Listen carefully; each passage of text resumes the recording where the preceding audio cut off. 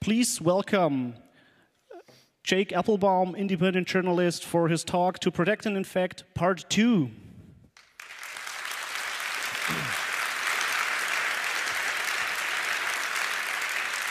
Okay.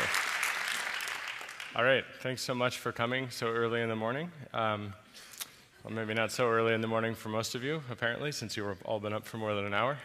But I'm going to talk today a little bit about some things that we've heard about at the conference, and I'm going to talk a bit about some things that you have not probably ever heard about in your life and are even worse than your worst nightmares. So recently we heard a little bit about some of the low-end corporate spying that's often billed as being sort of like the hottest, most important stuff. So the Finfisher, the hacking team, the VuPen, and sort of in that order it becomes more sophisticated and more tied in with the National Security Agency. There are some Freedom of Information Act requests that have gone out that actually show VuPen being an NSA contractor writing exploits, that there are some ties there. This sort of covers the sort of the whole gamut, I believe, which is that you can buy these like little pieces of forensics hardware, and just as a sort of fun thing, I bought some of those, and then I looked at how they worked, and I noticed that this mouse jiggler, you plug it in, and the idea is that it like keeps your screen awake. So have any of you seen that at all? It's this piece of forensics hardware so your screensaver doesn't activate. So I showed it to one of the systemd developers, and now when you plug those into a Linux box that runs systemd, they automatically lock the screen when it sees the USB ID. So when people talk about free software, free as in freedom, that's part of what they're talking about. So there's some other things which I'm not going to really talk a lot about it because basically this is all bullshit that doesn't really matter, and we can defeat all of that. This is the individualized things we can defend against. But I want to talk a little bit about how it's not necessarily the case that because they're not the most fantastic, they're not the most sophisticated, that therefore we shouldn't worry about it. This is Rafal. I met him when I was in Oslo, in Norway, for the Oslo Freedom Forum.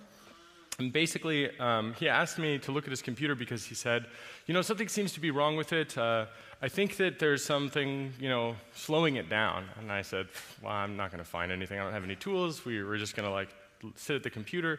And I looked, and it has to be the lamest backdoor I've ever found. It was basically a very small program that would just run in a loop and take screenshots. And it failed to upload some of the screenshots, and so there were 8 gigabytes of screenshots in his home directory.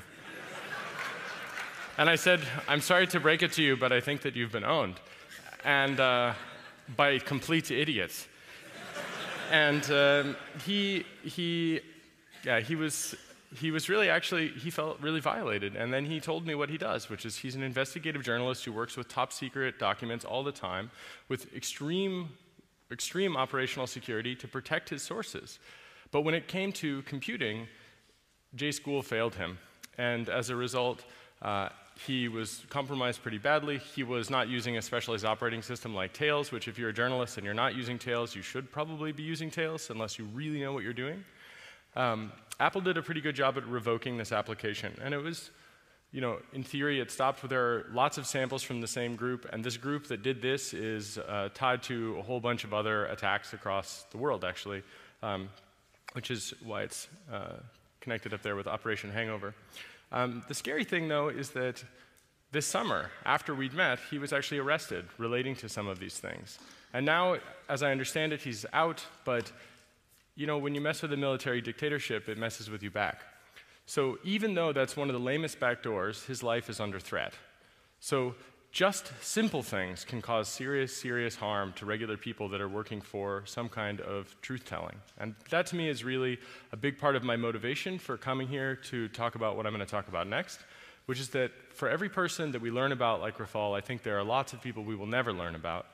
And to me, that's very scary. And I think we need to bring some transparency, and that's what we're going to talk about now. And I really want to emphasize this point.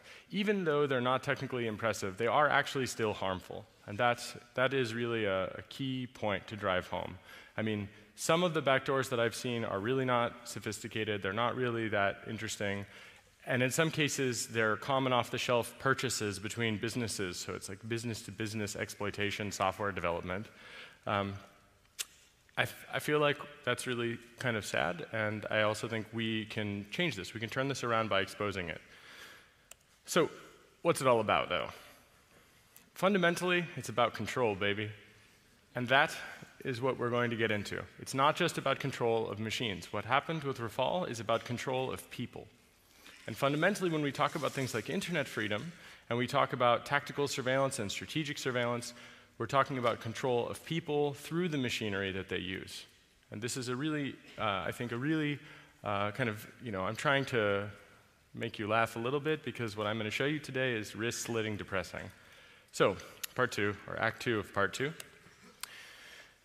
Basically, the NSA, they want to be able to spy on you, and if they have 10 different options for spying on you that you know about, they have 13 ways of doing it, and they do all 13. So that's a pretty scary thing, and basically their goal is to have total surveillance of everything that they are interested in. So there really is no boundary to what they want to do. There is only sometimes a boundary of what they are funded to be able to do, and the amount of things they're able to do at scale. They seem to just do those things without thinking too much about it, and there are specific tactical things where they have to target a group or an individual, and those things seem limited either by budget or simply by their time. And as we have released today on Der Spiegel's website, which it should be live, I just checked, it should be live for everyone here, we actually show a whole bunch of details about their budgets as well as the individuals involved with the NSA and the Tailored Access Operations Group in terms of numbers. So it should give you a rough idea showing that there was a small period of time in which the internet was really free and we did not have people from the US military that were watching over it and exploiting everyone on it. And now we see every year that the number of people who are hired to break into people's computers as part of grand operations, those people are growing day by day, actually. And every year there are more and more people that are allocated, and we see this growth. So that's the goal, non-attribution and total surveillance. And they want to do it completely in the dark. The good news is that they can't. So now I'm going to show you a bit about it. But first, before I show you any pictures, I want to sort of give you the big picture from the top down.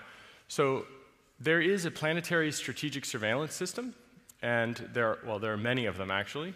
Everything from, I think, off-planetary surveillance gear, which is probably the National Reconnaissance Office, and their satellite systems for surveillance, like the keyhole satellites. These are all things, for the most part, we actually know about these things. They're on Wikipedia. But I want to talk a little bit more about the internet side of things because I think that's really fascinating. So part of what we are releasing today with Der Spiegel, or what has actually been released, just to be clear on the timeline, I'm not disclosing it first. I'm working as an independent journalist, summarizing the work that we have already released onto the internet as part of a publication house that went through a very large editorial process in which we redacted all the names of agents and information about those names, including their phone numbers and email addresses. And I should say that I actually think that the laws here are wrong because they are in favor of an oppressor who is criminal. So when we redact the names of people who are engaged in criminal activity, including drone murder, we are actually not doing the right thing, but I believe that we should comply with the law in order to continue to publish, and I think that's very important.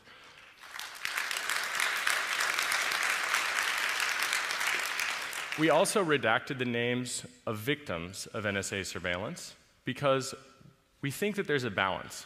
Unfortunately, there is a serious problem, which is that the US government asserts that you don't have standing to prove that you've been surveilled unless we release that kind of information. But we don't want to release that kind of information in case it could be a legitimate target, and I'm really uncomfortable with that term, but let's say that there is a legitimate target, the most legitimate target, and we didn't want to make that decision. But we did also want to make sure that we didn't harm someone, but we also wanted to show concrete examples. So if you look at the Spiegel stuff online, we redacted the names even of those who were victimized by the NSA's oppressive tactics, which I think actually goes further than is necessary, but I believe that it strikes the right balance to ensure continued publication and also to make sure that people are not harmed and that legitimate good things, however rare they may be, they are also not harmed. So if you've been targeted by the NSA and you would have found out today if we had taken a different decision, I'm really sorry. But this is the thing I think that keeps us alive. So this is the choice that I think is the right choice, and I think it's also the safest choice for everyone. So that said, Basically, the NSA has a giant dragnet surveillance system that they call Turmoil. Turmoil is a passive interception system. The passive interception system essentially spans the whole planet. Who here has heard about the Merkel phone incident? Some of you heard about Chancellor Merkel? So we revealed that in Der Spiegel, and what we found was that they tasked her for surveillance. And I'll talk a little bit about that later. But basically, the way that this works is that they have this huge passive set of sensors, and any data that flows past it, they actually look at it. So there was a time in the past where surveillance meant looking at anything at all. And now the NSA tries to basically twist the words of every person who speaks whatever language they're speaking in. And they try to say that it's only surveillance if, after they collect it and record it to a database and analyze it with machines, only if, I think, an NSA agent basically looks at it personally and then clicks, I have looked at this, do they call it surveillance. Fundamentally, I really object to that, because if I ran a Turmoil collection system, that is passive signals intelligence systems collecting data from the whole planet, everywhere they possibly can, I would go to prison for the rest of my life. That's the balance, right? Jefferson talks about this. He says, you know, that which the government is allowed to do, but you are not, this is a tyranny. There are some exceptions to that, but the CFAA in the United States, the Computer Fraud and Abuse Act, you know, it's so draconian for regular people, and the NSA gets to do something like intercepting 7 billion people all day long with no problems, and the rest of us are not even allowed to experiment for improving the security of our own lives without being put in prison or under threat of serious indictment. And that, I think, is a really important point. So the Turmoil system is a surveillance system, and it is a dragnet surveillance system that is a general warrant dragnet surveillance if there ever was one. And now we shot the British over this when we started our revolution. We called them general writs of assistance. These were generalized warrants which we considered to be a tyranny. And Turmoil is the digital version of a general writ of assistance system. And the general writ of assistance itself is not clear if it even exists, because it's not clear to me that a judge would understand anything that I just said.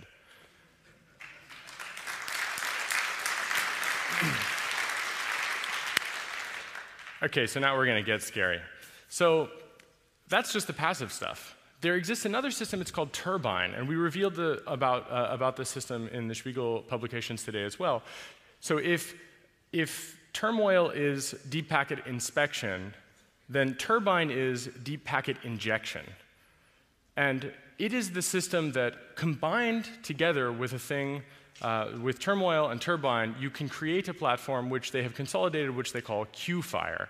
Q-Fire is essentially a way to programmatically look at things that flow across the internet that they see with Turmoil, and then using Turbine, they're able to actually inject packets to try to do attacks. And I'll describe some of those attacks in detail in a moment. But essentially, the interesting thing about Q-Fire also is that they have a thing that's called a diode. So if you have, for example, a large number of systems where you control them, you might say, hey, what are you doing on that backbone? Hey, what's going on with these systems? And they could say, well, you know, we paid for access, we're doing this, it's all legal, et cetera.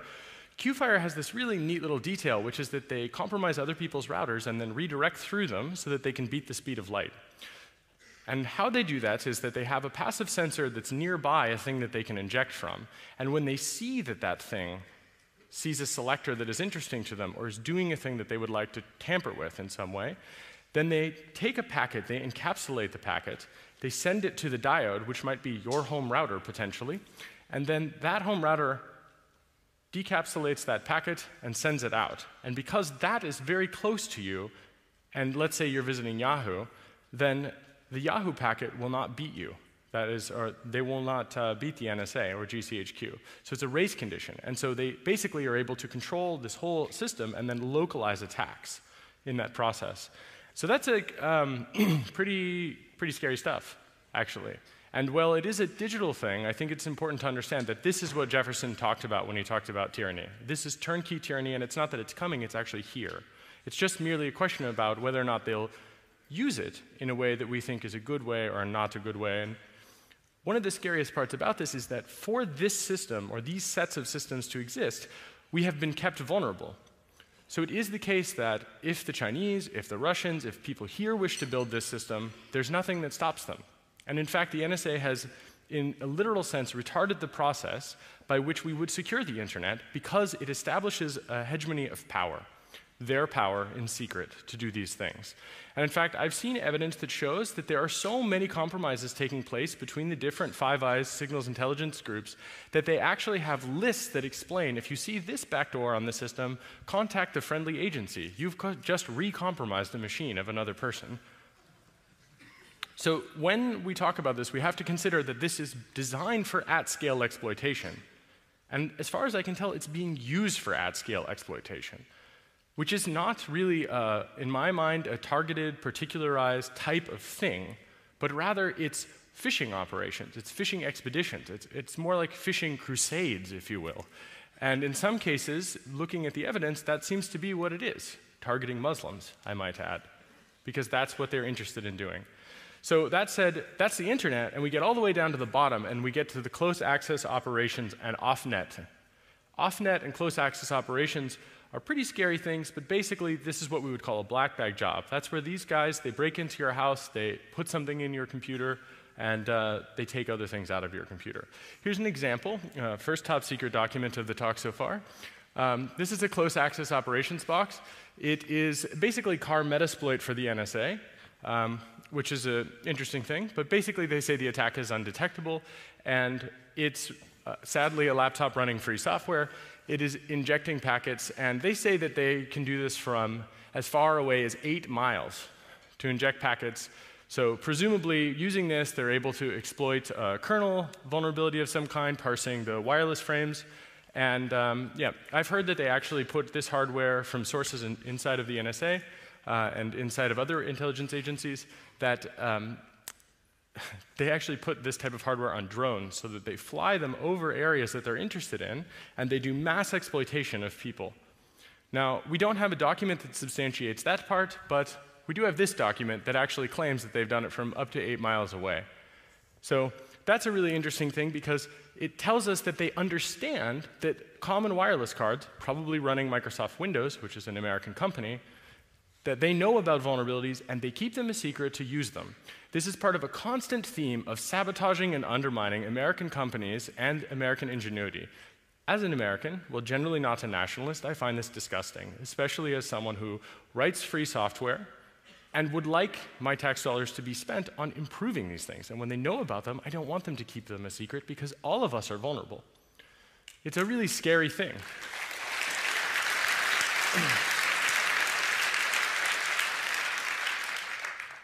And it just so happens that at my house, myself and many of my friends, when we use wireless devices, Andy knows what I'm talking about, a few other people here, all the time we have errors in certain machines which are set up at the house, in some cases as a honeypot, thanks guys, where kernel panic after kernel panic, exactly in the receive handler of the Linux kernel where you would expect this specific type of thing to take place. So I think that if we talk about the war coming home, we probably will find that this is not just used in places where there's a literal war on, but where they decide that it would be useful, including just parking outside your house. Now, I only have an hour today, so I'm going to have to go through some other stuff pretty quickly. I want to make a couple points clear. This wasn't clear. Even though it was written in the New York Times by my dear friend Laura Poitras, who is totally fantastic, by the way, and you are great. But 15 years of data retention. So the NSA has 15 years of data retention. It's a really important point to drive home. I joked with Laura when she wrote the New York Times article with James Risen, she should do the math for other people and say 15 years. She said they can do the math on their own. I believe in them. I just want to do the math for you. 15 years. That's scary. I don't ever remember voting on that. I don't ever remember even having a public debate about it. And that includes content as well as metadata. So they use this metadata. They search through this metadata retroactively. They do what's called tasking. That is, they find a set of selectors. So that's a set of unique identifiers, email addresses, cookies, MAC addresses, IMEIs, whatever is useful, voice prints potentially, depending on the system. And then they basically task those selectors for specific activities. So that ties together with some of the attacks, which I'll talk about.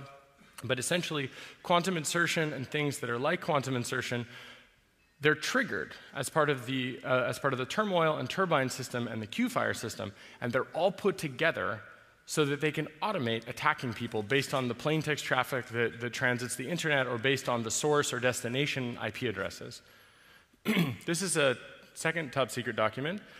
This is an actual NSA lolcat for the quantum theory program.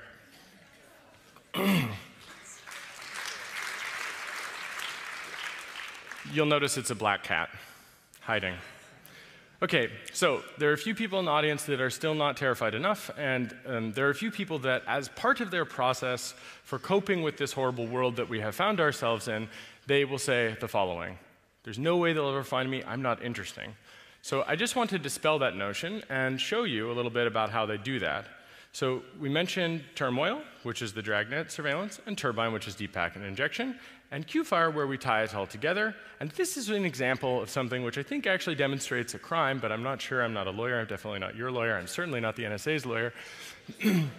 But this is the Marina system. This is merely one of many systems where they actually have full content as well as metadata taken together. They do contact chaining, where they find out you guys are all in the same room as me, which reminds me, let's see, I got this phone.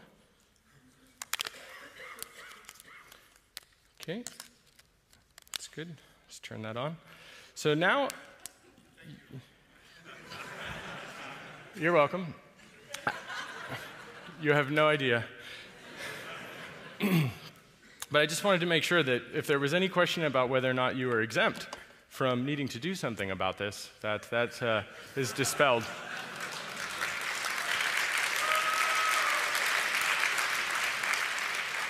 Okay, cell phone's on.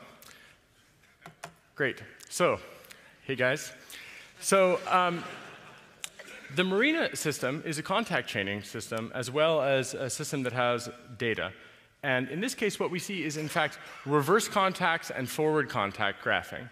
So, any lawyers in the audience? If there are American citizens in this database, is reverse targeting like this illegal? Generally, is it possible that that could be considered illegal? Yeah, so interesting. If it's called reverse contacts instead of reverse targeting, yeah, exactly. So you'll also notice on the right-hand side, webcam photos. So just in case you're wondering, in this case, this particular target, I suppose that he did not or she did not have a webcam. Good for them. If not, you should follow the EFF's advice and you should put a little sticker over your webcam. But you also note that they tried to find equivalent identifiers. So every time there's a linkable identifier that you have on the internet, they tried to put that and tie it together and contact chain it. And they tried to show who you are among all of these different potential identifiers. So if you have 5 email addresses, they would link them together. And then they try to find out who all your friends are. You also note at the bottom here, logins and passwords. So they're also doing dragnet surveillance in which they extract the feature set extraction where they know semantically what a login and a password is in a particular protocol. And in this case, this guy is lucky, I suppose, and they were not able to get passwords or webcam. But you'll note that they were able to get his contacts, and they were able to see, in fact, 29, give or take, received messages as well, of which there are these things. Now, in this case, we've redacted the email and instant messenger information, but this is an example of how you can't hide from these things, and thinking that they won't find you is a fallacy.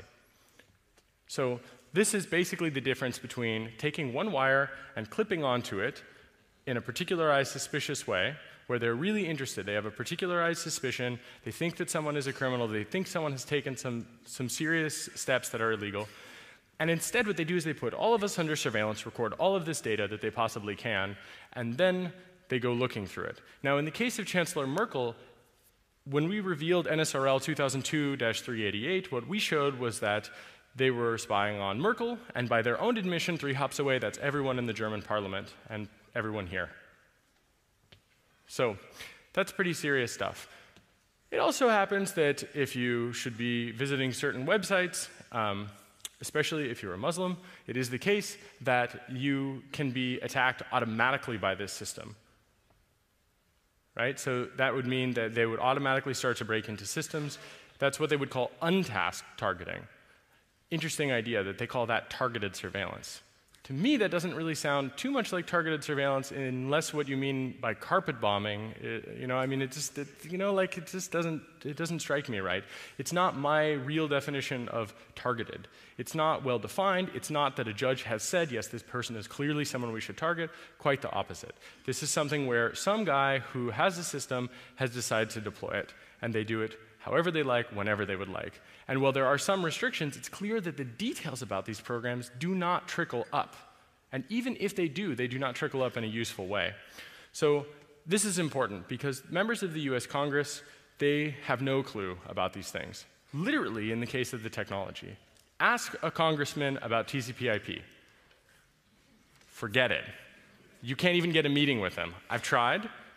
Doesn't matter. Even if you know the secret interpretation of Section 215 of the Patriot Act and you go to Washington, D.C. and you meet with their aides, they still won't talk to you about it.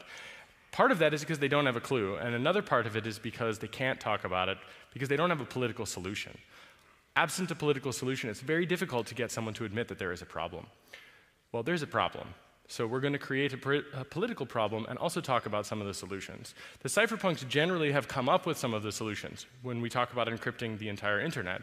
That would end dragnet mass surveillance in a sense, but it will come back in a different sense, even with encryption. We need both the marriage of a technical solution and we need a political solution to go with it. And if we don't have those two things, we will unfortunately be stuck here. But at the moment, the NSA, basically, I feel, has more power than anyone in the entire world, any one agency or any one person. So Emperor Alexander, the head of the NSA, really has a lot of power. If they want to, right now, they'll know that the IMEI of this phone is interesting, it's very warm, which is another funny thing, and they would be able to break into this phone almost certainly and then turn on the microphone, and all without a court. So that to me is really scary, and I especially dislike the fact that if you were to be building these types of things, they treat you as an opponent if you wish to be able to fulfill the promises that you make to your customers. And as someone who writes security software, I think that's bullshit. So here's how they do a bit of it. So there are different programs. So quantum theory, quantum nation, quantum bot, quantum copper, and quantum insert. You've heard of a few of them. I'll just go through them real quick. Quantum theory essentially has a whole arsenal of zero-day exploits. Then the system deploys what's called a SMOTH, or a seasoned moth. And a seasoned moth is an implant which dies after 30 days. So I think that these guys either took a lot of acid or read a lot of Philip K. Dick. Potentially both. And they thought, Philip K. Dick wasn't dystopian enough. Let's get better at this. And after reading Valis, I guess, they went on. And they also have, as part of Quantum Nation, what's called validator or commandeer. Now, these are first-stage payloads that are done entirely in memory. These exploits essentially are where they look around to see if you have what are called PSPs. And this is to say, like, if you have tripwire, if you have AID, if you have some sort of system tool that will detect that an attacker is tampering with files or something like this, like a host intrusion detection system. So validator and commandeer, which, clearly the point of commandeer, well, it's misspelled here. It's not actually, that's the name of the program, but the point is to make a pun on commandeering your machine. So, when I think about the US Constitution in particular, we talk about not allowing the quartering of soldiers. Gosh, commandeering my computer sounds a lot like a digital version of that. And I find that's a little bit confusing, mostly in that I don't understand how they get away with it. But part of it is because until right now, we didn't know about it in public, which is why we're releasing this in the public interest so that we can have a better debate about whether or not that counts, in fact, as a part of this type of what I would consider to be tyranny, or perhaps you think it is a measured and reasonable thing. I somehow doubt that. But in any case, quantum bots is where they hijack IRC bots, because why not? They thought they would like to do that. And an interesting point is that they could, in theory, stop a lot of these botnet attacks. And they have decided to maintain that capability, but they're not yet doing it, except when they feel like doing it for experiments or when they do it to potentially use them. It's not clear exactly how they use them. But the mere fact of the matter is that that suggests they're even, in fact, able to do these types of attacks. They've tested these types of attacks against botnets, and that's the program you should FOIA for. We've released a little bit of detail about that today as well. And quantum copper, to me, is really scary. It's essentially a thing that can interfere with TCP/IP, and it can do things like corrupt file downloads. So if you imagine the Great Firewall of China, so-called, that's for the whole planet. So if the NSA wanted to, tomorrow they could kill every anonymity system that exists by just forcing everyone who connects to an anonymity system to reset, just the same way that the Chinese do right now in China with the Great Firewall of China. So that's like the NSA built the equivalent of the Great Firewall of Earth. That's, to me, that's a really scary, heavy-handed thing. And I'm sure they only use it for good. But yeah, back here in reality, that to me is a really scary thing, especially because one of the ways that they are able to have this capability, as I mentioned, is these diodes. So what that suggests is that they actually repurpose other people's machines in order to reposition and to gain a capability inside of an area where they actually have no legitimacy inside of that area. That, to me, suggests it is not only heavy-handed, that they have probably some tools to do that. You see where I'm going with this? Well, quantum insertion, this is also an important point because this is what was used against Belgacom. This is what's used by a whole number unfortunately, players in the game, where basically what they do is they inject a packet. So you have a TCP connection, Alice wants to talk to Bob, and for some reason Alice and Bob have not heard about TLS. Alice sends an HTTP request to Bob, Bob is Yahoo, NSA loves Yahoo, and basically they inject a packet which will get to Alice before Yahoo is able to respond, right? And the thing is that if that was a TLS connection, the man-on-the-side attack would not succeed. That's really key. If they were using TLS, the man-on-the-side attack could at best, as far as we understand it at the moment, they could tear down the TLS session, but they couldn't actually actively inject. So that's a man-on-the-side attack. We can end that attack with TLS. When we deploy TLS everywhere, then we will end that kind of attack. So there was a joke, you know, when you download MP3s, you ride with communism from the 90s. Some of you may remember this. When you bareback with the internet, you ride with the NSA.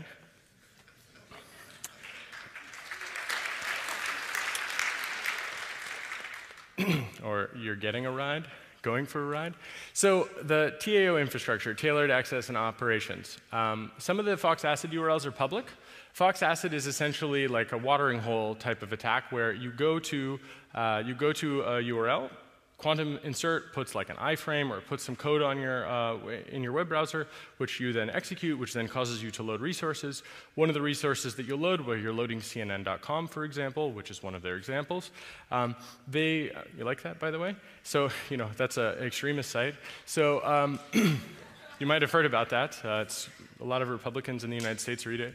So right before they wage illegal imperialist wars. So the point is that you go to a Fox ACID server, and it basically does a survey of your box and decides if it can break into it or not, and then it does. Yep, that's basically it.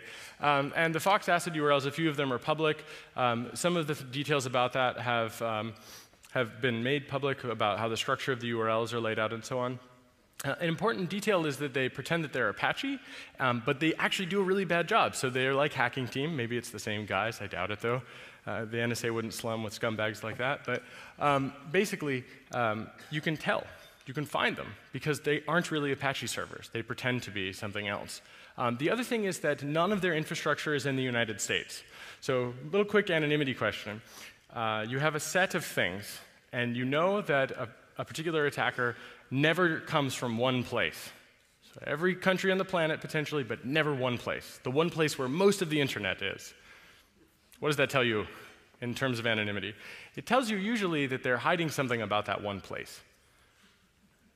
Maybe there's a legal requirement for this. It's not clear to me. But what is totally clear to me is that if you see this type of infrastructure and it is not in the United States, there is a chance, especially today, that it's the NSA's Tailored Access and Operations Division.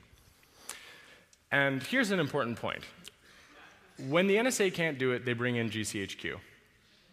So for example, for targeting certain Gmail selectors, they can't do it. And in the documents we released today, we show that they say, if you have a partner agreement form and you need to target, there are some additional selectors that become available should you need them.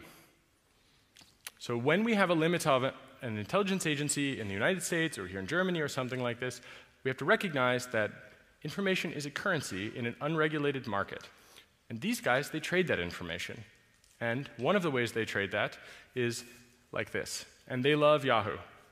So, little breather.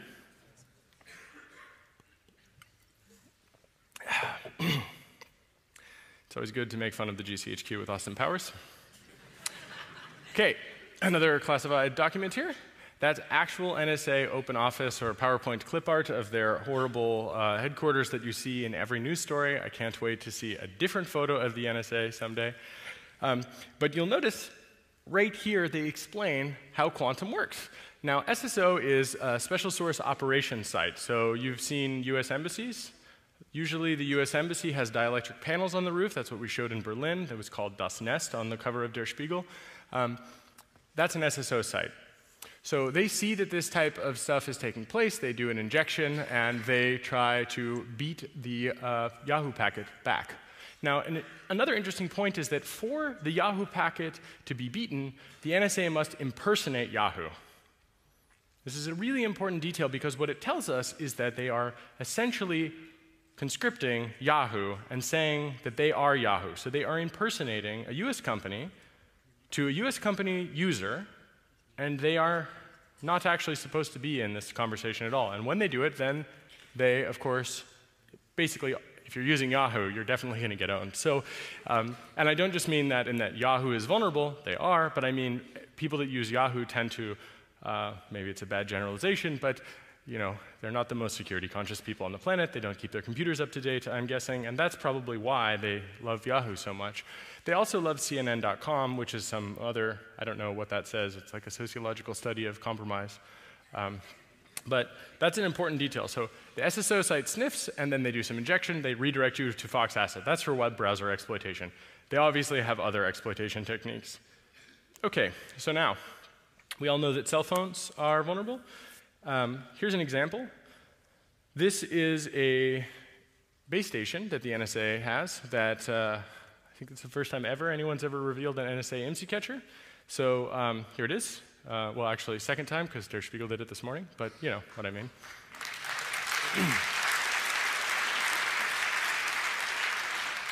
So they call it find, fix, and finish targeted handset users.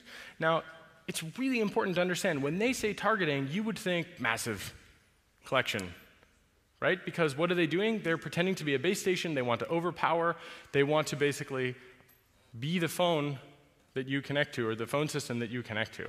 And that means lots of people are going to connect potentially. So it's not just one targeted user. So hopefully they have it set up so that if you need to dial 911, or here in Europe, 112, you know, by the way, if you ever want to find one of these things, try to call different emergency numbers, note which ones are out where, just as a little detail. Also note that sometimes if you go to the Ecuadorian embassy, you will receive a welcome message from Uganda Telecom, because the British, when they deployed the IMSI catcher against Julian Assange at the Ecuadorian embassy, made the mistake of not reconfiguring the spy gear they deployed in Uganda when they deployed it in London.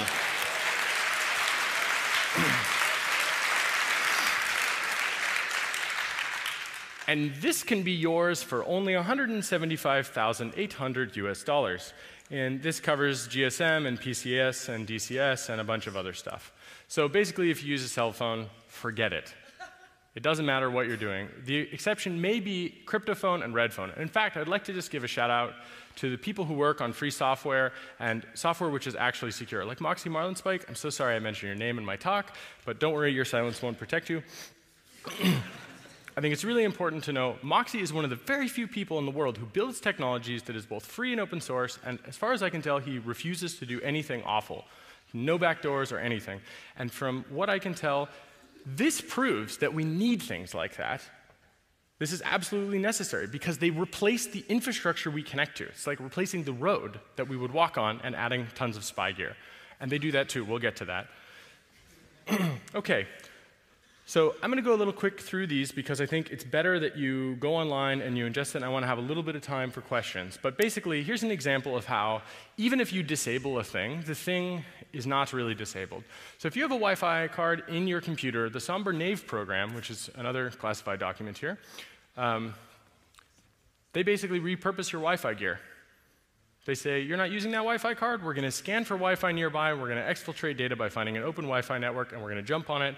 So they're actually using other people's wireless networks in addition to having this stuff in your computer. And this is one of the ways they beat a so-called air-gapped target computer. Okay, so here are some of the software implants. Now, we're going to name a bunch of companies because fuck those guys, basically, for collaborating when they do, and fuck them for leaving us vulnerable when they do.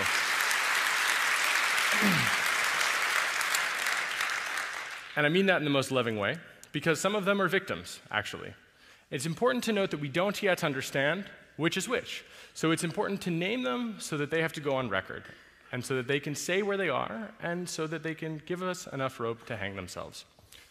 I really want that to happen, because I think it's important to find out who collaborated and who didn't collaborate. In order to have truth and reconciliation, we need to start with a little truth. So Stucco Montana is basically bad BIOS. If you guys have heard about that, I feel very bad for Dragos. He doesn't really talk to me right now. I think he might be kind of mad. But after I was detained by the US Army on US soil, I might add, they took a phone from me. Now, it shouldn't matter, but they did. They also, I think, went after all my phone records, so they didn't need to take the phone. But for good measure, they just wanted to try to intimidate me, which was exactly the wrong thing to do to me. But as he told the story, after that happened, all of his computers, including his Xbox, were compromised. And he says, even to this day, that some of those things persist. And he talks about the BIOS. Here's a document that shows clearly that they actually reflash the BIOS, and they also have other techniques, including system management mode, related rootkits, and that they have persistence inside of the BIOS. So it's an incredibly important point. This is evidence that the thing that Dragos talks about, maybe he doesn't have it, but it really does exist. Now the question is, how would he find it? We don't have the forensics tools yet. We don't really have the capabilities widely deployed in the community to be able to know that and to be able to find it. Here's another one. This one's called swap. In this case, it replaces the host-protected area of the hard drive, and you can see a little graph where there's target systems, you see the internet, interactive ops, so they've got like a guy who's hacking you in real time, the People's Liberation Army, NSA, and you can see all of these different things about it. Each one of these things, including SneakerNet, these are different programs, most of which we revealed today in Der Spiegel. But you'll notice that it's Windows, Linux, FreeBSD, and Solaris. How many Al-Qaeda people use Solaris, do you suppose? This tells you a really important point. They are interested in compromising the infrastructure of systems, not just individual people. They want to take control and literally colonize those systems with these implants. And that's not part of the discussion. People are not talking about that because they don't know about that yet, but they should. Because in addition to the fact that Sun is a US company, which they are building capabilities against, that to me really bothers me. I can't tell you how much that bothers me. We also see that they're attacking Microsoft, another US company, and Linux and FreeBSD, where there are a lot of people that are building it from all around the world. So they're attacking not only collective efforts and corporate efforts, but basically every option you possibly can, from end users down to telecom core things. Here's another one, Deity Bounce. This is for Dell. So Dell PowerEdge 1850, 2850, 1950, 2950 RAID servers using any of the following BIOS versions. Right? So just in case you're wondering, hey Dell, why is that? Curious about that. Love to hear your statements about it. So if you write Yara SIGs and you're interested in looking for NSA malware, look for things that use RC6. So look for the constants that you might find in RC6. And when they run, if they emit UDP traffic, we've actually seen a sample of this, but we were not able to capture it, sadly. But emitting UDP traffic that is encrypted. You know, people that I've worked with on things related to this, they've had their house black-bagged. They've had pretty bad stuff happen to them. That's their story to tell. But one of the interesting details is that after those events occurred, these types of things were seen. Man, that was a really bad idea for those guys, I might add, because I wouldn't have put the slide in if that had not occurred. But if you want to look for it, you'll find it. I know some people that have looked with Yara SIGs, and they have in fact found things related to this. So I suspect a lot of malware researchers in the near future are going to have a lot of stuff to say about this particular slide. I'll leave that to them. I think it's very important to go looking for these things, especially to find out who is victimized by them. Here's an iPhone backdoor. So dropout Jeep So you can see right there. So SMS, contact list retrieval, voicemail, hot microphone, camera capture, cell tower location. Cool. Do you think Apple helped them with that? I don't know. I hope Apple will clarify that. I think it's really important that Apple doesn't. Here's the problem. I don't really believe that Apple didn't help them. I can't prove it yet, but they literally claim that anytime they target an iOS device, that it will succeed for implantation. Either they have a huge collection of exploits that work against Apple products, meaning that they are hoarding information about critical systems that American companies produce and sabotaging them, or Apple sabotaged it themselves. Not sure which one it is. I'd like to believe that since Apple didn't join the PRISM program until after Steve Jobs died, that maybe it's just that they write shitty software. We know that's true.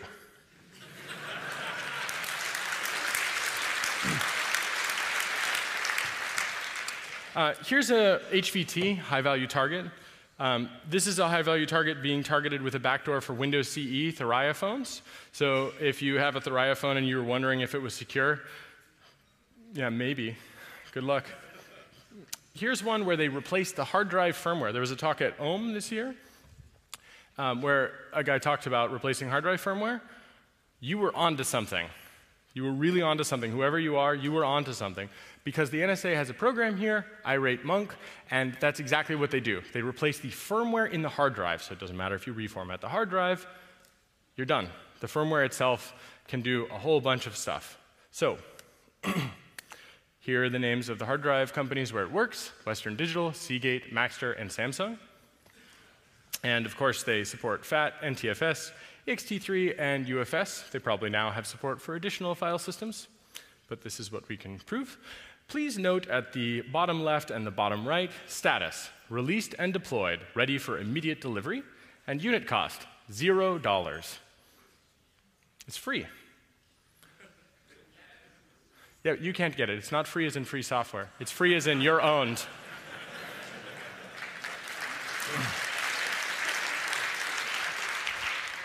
I want to give a shout out to Karsten, Noel, and Luca for their incredible talk where they showed this exact attack without knowing that they had found it.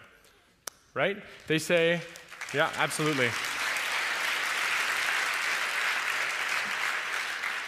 Important point. The NSA says that when they know about these things, that nobody will come to harm, no one will be able to find them, they'll never be able to be exploited by another third party. Karsten found this exact vulnerability. They were able to install a Java applet on the SIM card without user interaction, and it was based on a service provider security configuration, which is exactly what the NSA says here, and they talk about attacking the SIM toolkit inside of the phone, and Karsten found the same vulnerability and attacked it in the wild. This is perfect evidence not only of how badass Karsten and Luca are, they are, no question, but also about how wrong the NSA is with this balance. Because for every Karsten and Luca, there are hundreds of people who are paid to do this full time and never tell us about it.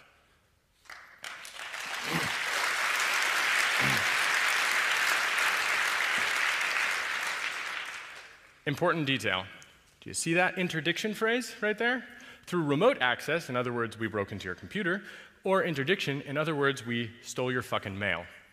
Now, this is a really important point. We all have heard about these paranoid, crazy people talking about people breaking into their houses. That's happened to me a number of times. Motherfuckers, getting you back. It's really important to understand this process is one that threatens all of us. The sanctity of the postal system has been violated. I mean, God, it makes me so angry, you know? You can't even send a letter without being spied on, but even worse, that they tamper with it. It's not enough that the US Postal Service records all of this information and keeps it. That's not enough. They also have to tamper with the packages. So every time you buy from Amazon, for example, every time you buy anything on the internet, there is the possibility that they will actually take your package and change it. One of the ways that I've heard that they change it is that they will actually take the case of your computer and they will injection mold a hardware backdoor into the case of the computer. So that even if you were to look at the motherboard or have it serviced, you would not see this. It nearly just needs to be in the proximity of the motherboard. So let's talk about hardware implants that they will put into your devices. Here's one. This is called Bulldozer. It's a PCI bus hardware implant. Pretty scary. Doesn't look so great, but let's go on a little bit. Okay, here's one where they actually exploit the BIOS and system management mode. There's the graph. It shows all of these various different interconnections, which is important. Then they talk about the long-range comms, Inmarsat, VSAT, NSA means, and future capabilities. I think NSA means exists. Future capabilities seems self-explanatory. This hardware implant provides two-way RF communication. Interesting. So you disable all the wireless cards, whatever you need, there you go. They just added a new one in there, and you don't even know. Your system has no clue about it. Here's a hardware backdoor which uses the I2C interface because no one in the history of time other than the NSA probably has ever used it. It's good to know that finally someone uses I2C for something. Okay, other than fan control. But look at that. It's another American company that they are sabotaging. They understand that HP's servers are vulnerable, and they decided, instead of explaining that this is a problem, they exploit it. And Iron Chef, through interdiction, is one of the ways that they will do that. So I want to really harp on this. Now, it's not that I think European companies are worth less. I suspect, especially after this talk, that won't be true in a literal stock sense, but I don't know.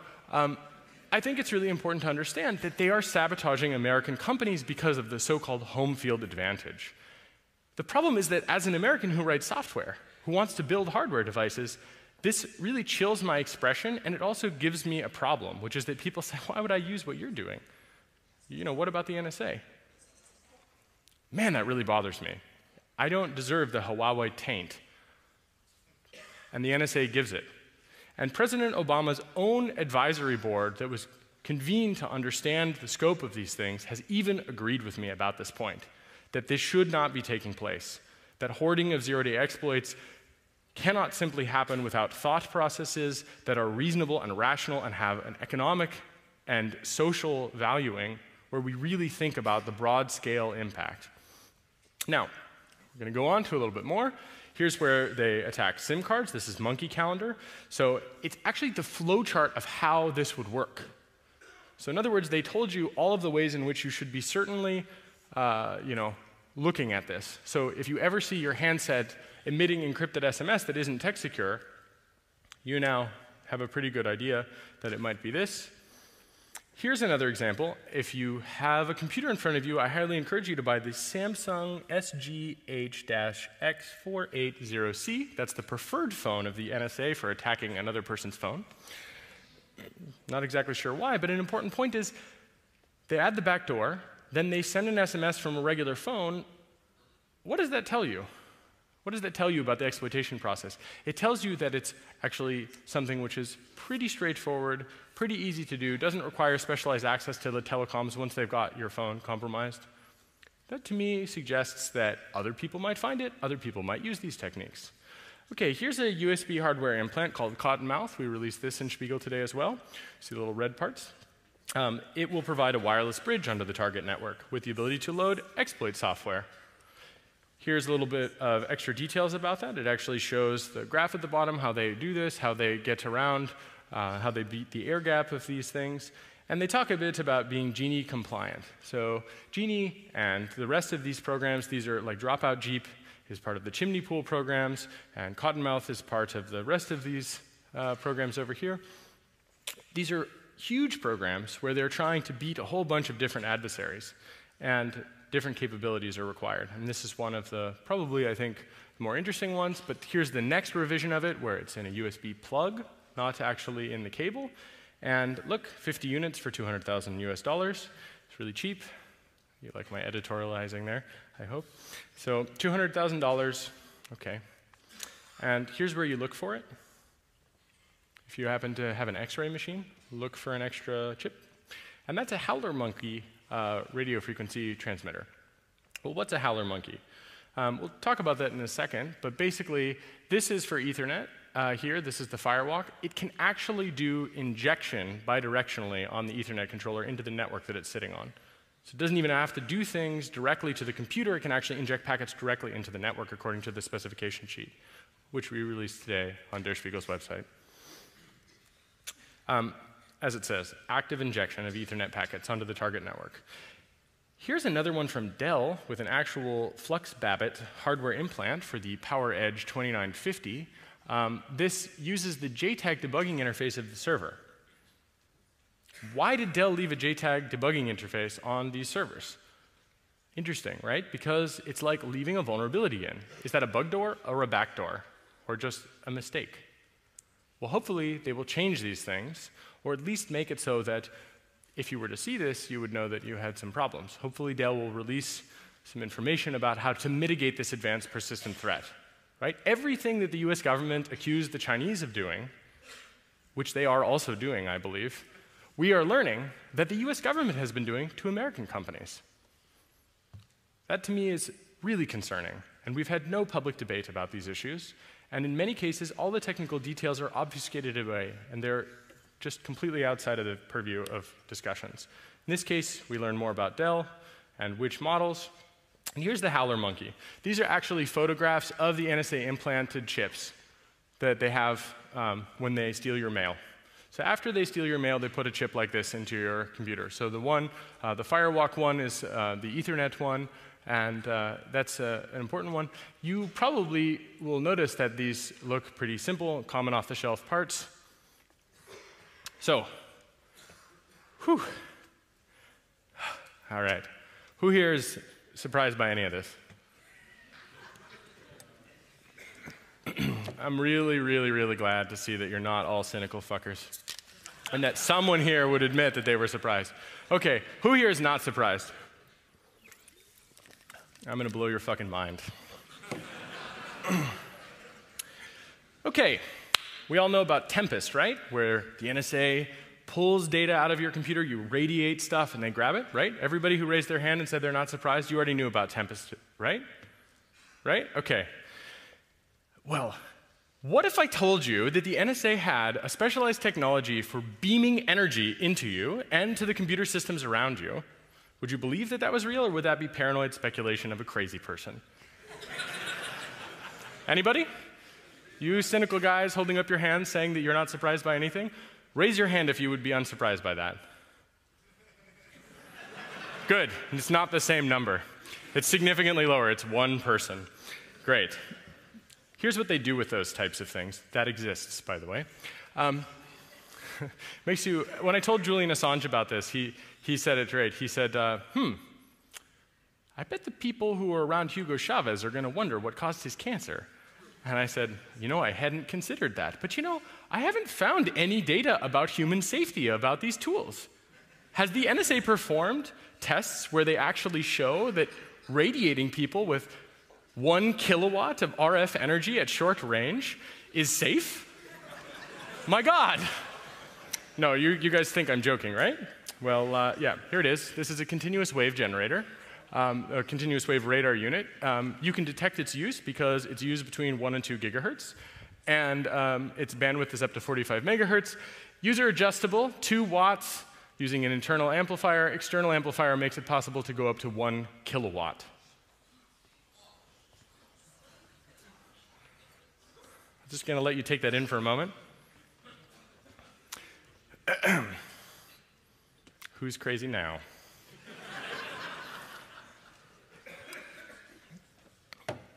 Now, I'm being told I only have 1 minute, so I'm going to have to go a little bit quicker. I'm sorry.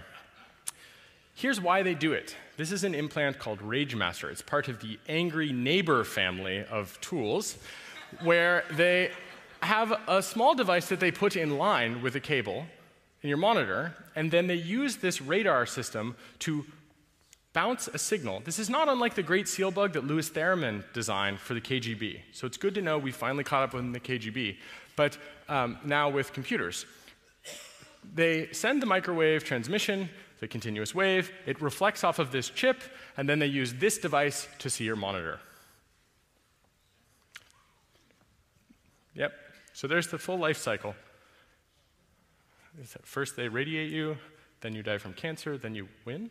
Okay, so here's the same thing, but this time for keyboards, USB and PS2 keyboards.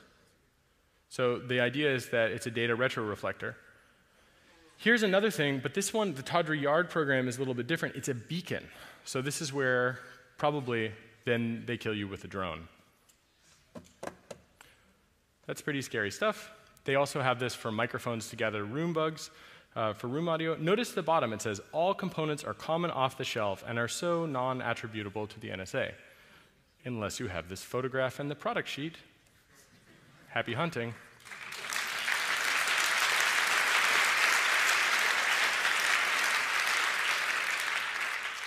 Just to give you another idea, this is a device they use to be able to actively hunt people down. This is a hunting device, right? Handheld finishing tool used for geolocation targeting handsets in the field. So, who was not surprised by this? I'm so glad to have finally reached a point where no one raised their hand except that one guy who I think misheard me. Or you're brilliant, and please stay in our community and work on open research. Yeah, and if you work for the NSA, I'd just like to encourage you to leak more documents.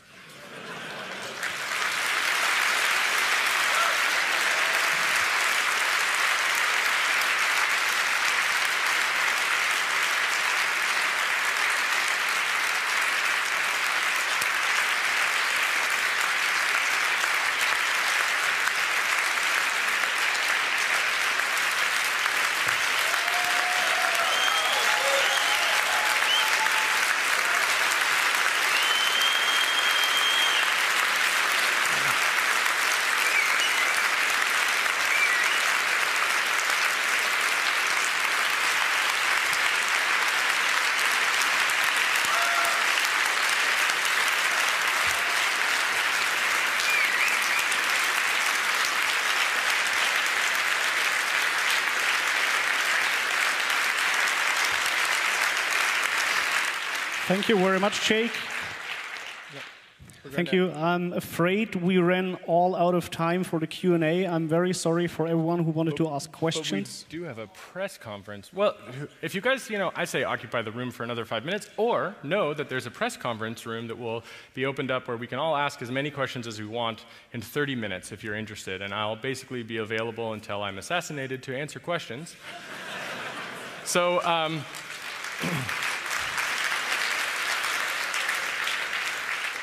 in the immortal words of Julian Assange, remember, no matter what happens, even if there's a videotape of it, it was murder. Thank you. Thank you. Please give a warm round of applause to Jake.